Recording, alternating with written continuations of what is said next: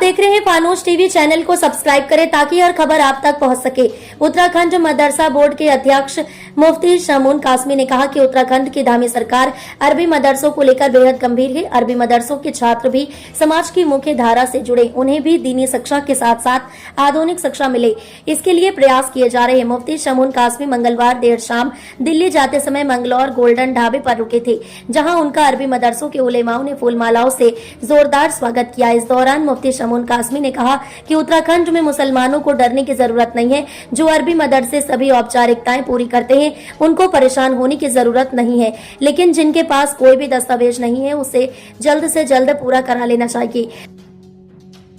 आप कोई भी आदमी, आपसे कहना चाहता हूं कि आरएसएस जो है गाय की हिफाजत की बात करती है। तो मैं आपको बता दूं कि जिन माओं को दूध नहीं उतरता उन माओं को गाय का दूध पिलाइए, तो माँ के दूध की कमी को गाय का दूध पूरा करता है। तो हमारे बच्चों को कुपोषण से बचाए, यानी कमजोर होने से।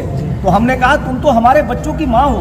और ये नबी करीम सल्लल्लाहु अलैहि वसल्लम की एक हदीस है, उन्होंने कहा इसका मीट ना खाओ, उसमें बीमारी है, इसका दूध पियो, उसमें शिफा है।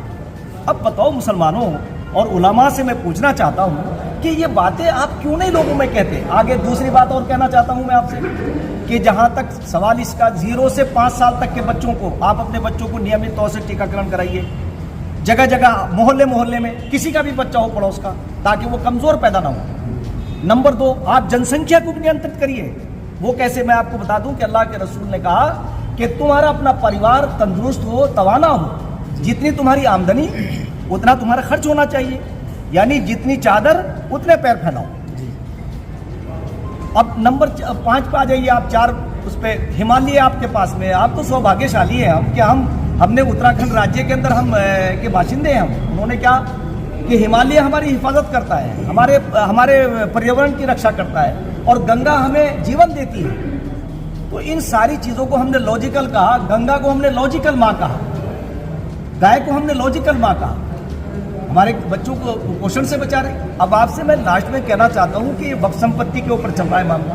किसी को पता ही नहीं कि ये वक्फ बिल में है क्या चीज़। गुमराह कर रहे हैं लोग। क्यों गुमराह कर रहे हैं? उन्हीं मुसलमानों के मुस्लिम पर्सनल बोर्ड और मुस्लिम तंजीमों के बड़े बड़े ऑफिस बने हुए हैं उनके प्रॉपर्टी के ऊपर।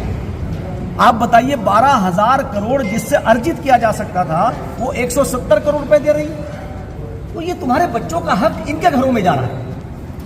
इसलिए मैं आपसे कहना चाहता हूं कि मदरसों के बारे में जहाँ तक है, हम पूरा हमारा प्रयास है कि आपको गुणवत्तापूर्ण एजुकेशन, जो एनसीईआरटी, आप धार्मिक एजुकेशन दें, उसके साथ साथ जो बच्चों को मेन स्ट्रीम की एजुकेशन भी दें, ताकि आने वाले तुम्हारे बच्चे अपने पैरों पे खड़े हो।